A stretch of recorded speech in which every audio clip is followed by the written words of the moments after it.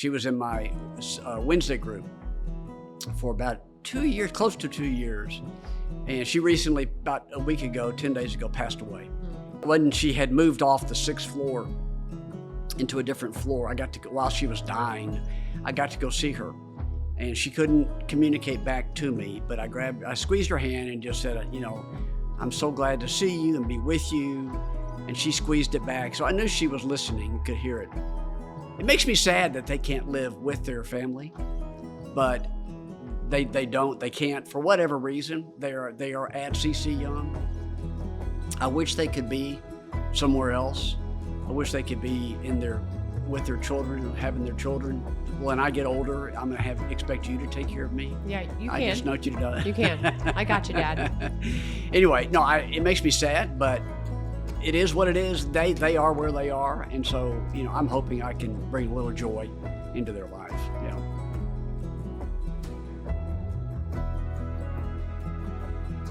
We're here today with an extra special episode of Moms Change the World for 2 reasons. One, the man sitting across from me is not actually a mother. He is uterus free. The second is that he is actually my father. So we could also say grandfathers change the world or fathers change the world. Dads change the world.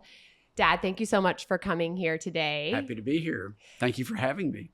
And I think it's really cool because if I look at what shaped my own journey to get to this point, I remember growing up, you were an attorney and, you worked a lot, as all attorneys do. But I remember you saying that your dream job would be to be involved in philanthropy or get to give money away to causes. Yeah. And then in your retirement, your self-employed life that you've been living, we are not allowed to call it retirement, but in your self-employed life that you've been living, you have chosen to spend your time with different groups of vulnerable people. And it's been incredible to watch that spirit that's in you get expressed with people who are, especially the elderly. And so I'd like for you to start by just telling us a little bit about yourself and why this matters to you, and then where you volunteer and how long you've been doing that. Okay. Well, thank you again for having me on this podcast. I really appreciate it. I grew up in Dallas, married a woman from Tennessee and North Carolina, and whose mom and dad, of course, lived in the eastern part of the country as well. And they grew older and ended up at some point, her dad, my father-in-law, lived until he was 98. And my mother-in-law lived until she was 99. She was 4 or 5 days shy of 100 years old when she passed away.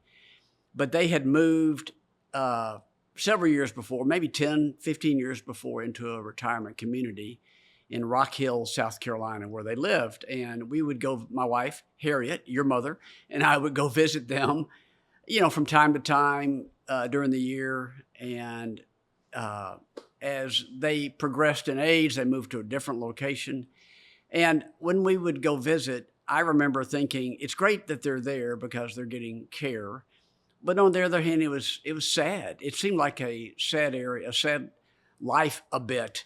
It just didn't seem like a lot of life there, if you will. So when I quit being gainfully employed several years ago, I was looking for something to do with my time. And one of the things I thought about doing was, because my mother and father-in-law, because I saw them in the condition that they were during those years, particularly their latter part of those years, I thought, well, maybe I could go volunteer at a retirement community somewhere. There are lots of them in Dallas, and perhaps I could go read to people or just maybe bring a little bit of joy to somebody's life. And so I called around to several retirement communities and ended up at CC Young, which is over by White Rock Lake on Mockingbird Avenue, right off Mockingbird Avenue, and started volunteering there about 4 years ago. And so that's how I came. And I also volunteer at this place called the Human Impact. I come and volunteer there. I get to walk the streets, and I've done other things as well. So anyway, that's how I spend some of my volunteer time. That's so neat. I actually didn't know the connection to my grandparents, to Helen and Bob Benson, who were just such incredible people. And had such an influence on my life. And I didn't know that your visits to that retirement community impacted how you now choose to spend your time. Right. And I think it's pretty incredible that in this time of not having a, 8 to 6 job every day, Right. that you've chosen to invest in people who maybe are overlooked or lonely. Will you tell me how it's developed? Like, how did you start when you started going? What do you do there? Right. Thank you. Well, when I started, there are multiple buildings at this location. The building that I am in, it's really not a lot of self-care. It's not independent living. They have dependent living, and they have some nursing care, nursing assistants. When I first started going, they put me on a floor in this building that had folks with dementia. And so it was kind of great because you got to reintroduce yourself every week. They did not necessarily remember who you were. But I was really just helping the staff there they played games, and I would just, do whatever they needed an assistant, a volunteer to do. And that lasted for a few months. And then the woman who heads up or did head up the volunteers at CC Young, she asked if I would be interested in leading a discussion group. And because whoever was leading it there at CC Young on this particular floor, the 6th floor, either had passed away or had decided not to do it any longer. I jumped at the chance because I was ready to move on from dementia to non-dementia. And so I started with this group, and we had an initial meeting. Literally, it was probably about 4 years ago this time of year, maybe a little bit more than 4 years. But we had an initial meeting and just introduced ourselves and myself, and it started there. And it's morphed. I don't know if you want me to talk about the kinds of things that we do there now. Please. It started, I really wasn't sure where it should go or, what it should be like. Initially, we listened, in part of the time, to a book. We listened to it on tape, if you will, it's an hour-long session each time. So the first 40 minutes, I would fill it up with something, and then the last 20 minutes or so, we would listen to a book. Boys in the Boat was the book we listened to. And we ended up finishing that finally, and it morphed into being 3 segments, 20 minutes each. And there's a lot of history we do. We've done lots of American history, Texas history, Dallas history, some European. We've talked about the Korean War. We've done World War I. I mean, it's just my coming up with topics. And so we do 3 segments. One segment is maybe a history topic. Another segment could be history, could be about a biography of someone. And the last segment typically, or it's morphed into doing something in the arts. So it's literature or poetry or music. I want to bring beauty. I'm trying to bring some element of beauty. So I think the arts does that. We've done beautiful gardens, for example. That's not the arts. That's not literature or poetry, but it is beauty. I try to bring something to them that's in that realm. And we quit listening to tapes, quit listening to books, but we do listen to music. I will bring music. We've done classical music. Today, I just finished a session, and we did the big hits from 1956, and they enjoyed that. I played 5 songs from that year, a Billboard Top 30. So anyway, that's what it's morphed into. Yeah. I mean, who wouldn't want to be a part of that class? You spend a lot of time in preparation, and you lead 2 different classes a week, but you cover the same content both times. So you tell people about like the size of the groups and. Yeah. Okay. And I forgot to mention that for these sessions, for each 20-minute segment, I prepare a paper. I get online on the internet, compile history or whatever it is, and I include a lot of photographs because picture tells 1,000 words, as they say. And even though a particular website that I'll go to doesn't include a photograph of something, I will go and search out and find a photograph to go along with the subject, with that paragraph, with the information. And so, yeah, it takes me 8 to 10 hours to prepare the 3 papers. And typically the papers are anywhere from 4 to 8 pages long. I'll print out a copy, so each person attending has a copy. They can throw them away, leave them on the table where we meet, or take them back to their rooms and read them again. And the group I meet on Mondays from 10 o'clock to 11 o'clock in the morning. And almost all the folks are in wheelchairs. They're all non-ambulatory. They can't get around on their own any longer. They're pretty sharp. They really are. There are a couple of them that are real sharp, but I have a couple that are not particularly with it on Mondays. And we get about 12 to 13 to 14 folks there on Monday. Wednesdays has it's 10:45 to 11:45 in the morning, and we've had the last 2 weeks we've had about 30 people there, and it's grown a little bit over time. Of course, when these are elderly, and there's some who just don't physically feel well enough to make it. Some of them pass away. I've lost some good friends over these last 3-4 years. And so, but anyway, it's grown to about 30 people. And these folks are really sharp. They're with it, and they're very encouraging to me. They're very gracious, and it brings me a lot of joy to do this. I was going to ask you, could you tell us some ways that it's impacted your life? Yeah. Well, it's given me something to do. It keeps my brain engaged because I'm learning myself. I didn't know much about Korea and the Korean War. I don't know much about. We did a history on. I did a segment on fashion. About probably 70% of our attendees are women.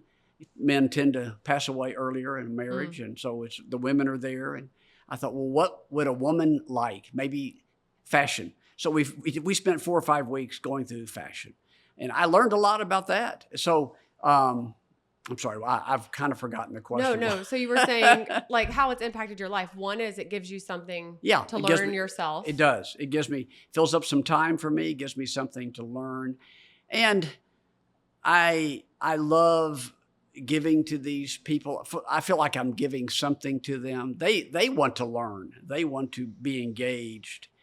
And the feedback I get from them is very satisfying. We love this, John. We love learning. We want to continue to learn. And I get cards from them just saying, thank you for your effort. Thank you for your time. It's just really, it's selfish because I get a lot of positive feedback. So in that sense, it is selfish. And so, but it is very fulfilling. I like to teach. I enjoy the teaching part of it. And I like to bring fun things to them and kind of, spice up their life. And in addition, I know why they come is because I bring a pastry every week. It's either donuts or I go to Empire Baking and pick up banana nut bread or pumpkin bread or whatever breads they have. And I bring those breads. And they have coffee available. We sit at tables, and so they can look at their papers and drink their coffee and eat their pastry.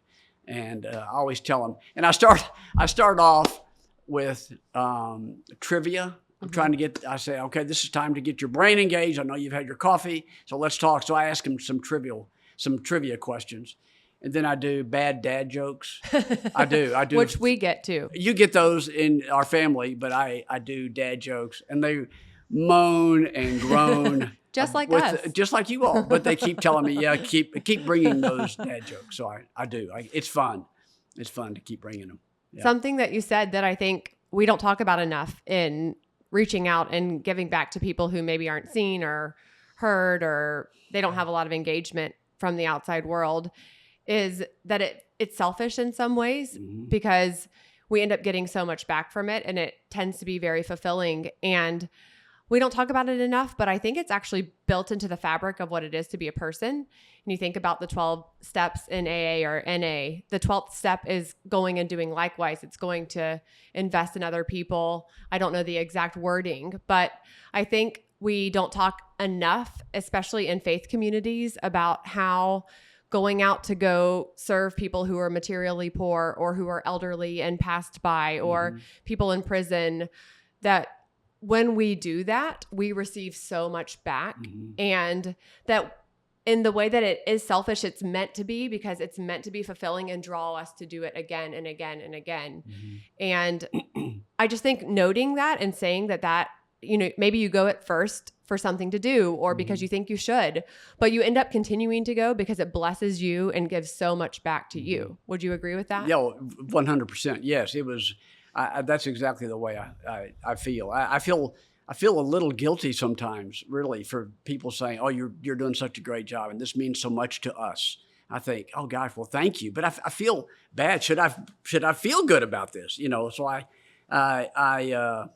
but I do feel good, and so that's part of the fulfillment. That's part of why it's been fulfilling to me to do this. And I wanted to mention too, they've asked me now to lead a men's group. Whoa! So this will be a third day.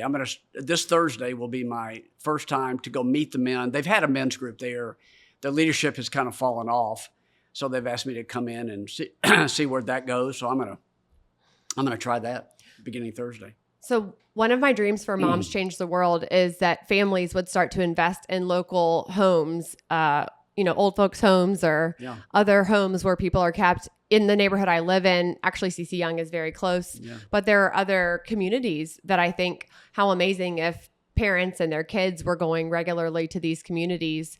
And have you ever seen families come in and visit? And I know a lot of people, they don't have their own families coming, but what is it like to bring children? You've brought your grandchildren some, and what does that do to the atmosphere? It changes the atmosphere, especially when, you know, young children, 4, 5, 6, 7, 8 years old come. They perk up. The older folks light up. They love it when they have young people there. And I guess I'm young relative to some of these folks, but they love having my grandchildren come.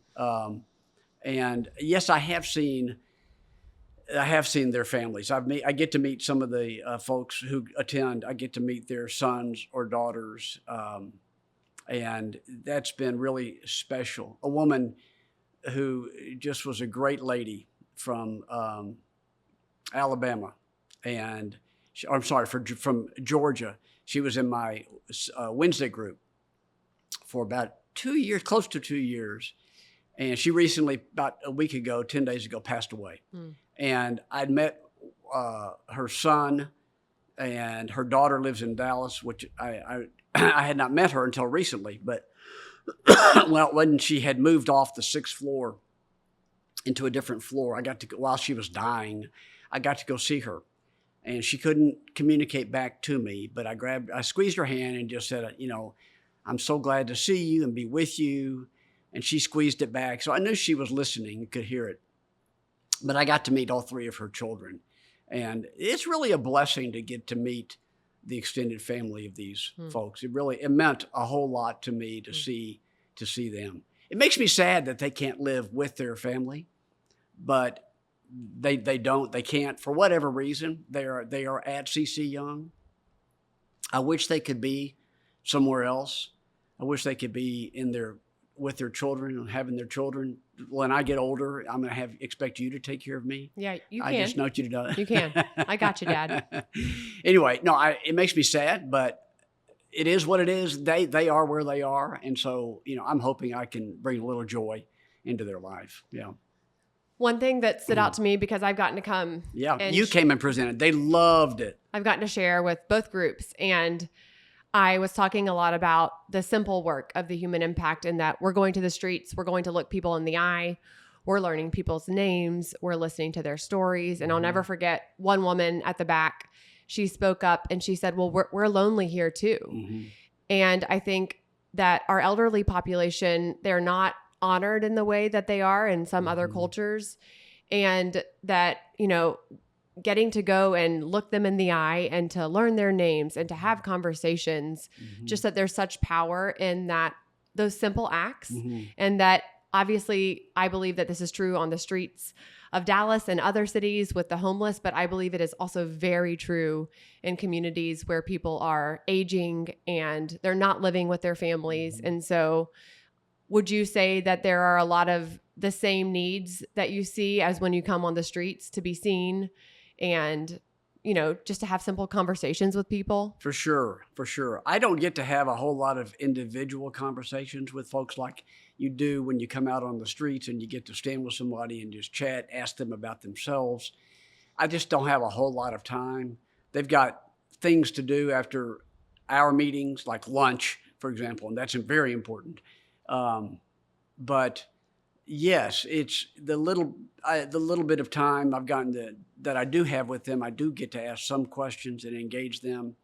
I think it's really important. There's one man who was in my original group. He's still with us on the 6th floor over there, and he and I talk on the phone 2 or 3 times a week. He will call me. He doesn't want to talk long, but he will call and check in, and we'll talk. And I've gotten to know him pretty well. So loneliness is no doubt an issue for some more than others. You can tell the ones that are more engaged at CC Young than others, and it's the ones who are not quite as engaged that my heart really goes out to them, and I want to be able to see them and just ask them about themselves a little bit, and I've been able to do that some. Well, if a mom or a family who listens to this wants to come and check out CC Young one day, yeah, can I send them to you? Please do. I'd love them to come up and sit and listen, and maybe there's a place that they would like to. And there, as you mentioned earlier, there are lots of retirement communities in Dallas. So if you want to spend time with the elderly, and you have a feeling to go do that, there's lots of opportunities there. It's not just CC Young. There's plenty of other retirement communities where you could go and just go read a book to someone, or talk to someone for 10 minutes. It makes a difference, I think. Yeah, and whether you're in Dallas or somewhere else in the country, this is low-hanging fruit, right? Like Completely. You said, there are retirement communities all over the place. Absolutely. And most of them receive volunteers, families, children can be involved. I think it's such an easy jumpstart for so many of the moms that are following along and listening through. And I am hopefully going to send a person or two to you to jump in at CC Young and learn a little bit about the work that you're doing there. And I think to close out, just thank you for being a model and an example to me as your daughter, and the way that you choose to spend your time and invest. It helps me understand where my passion and love comes from for the people on the streets, and that's embedded in who you are. And I'm just so thankful that you're my dad, and that Mom is my mom, Harriet and John. For people who they aren't their mom and dad. But yeah, I'm just so thankful for you, and thank you for having this conversation with me. Is there anything else on your mind or heart to share with the audience? No, other than I want to say the same back at you. Thank you for being my oldest child, my oldest daughter. Your favorite oldest daughter. Yeah, my favorite oldest daughter. And I've told you this many times, I couldn't be prouder of you and the work at the Human Impact. And of course, now Moms Change the World. So I'm just very proud of you and thankful, so thankful that I've gotten to be your dad, these 41 years. So it's great. I love you. Love you too.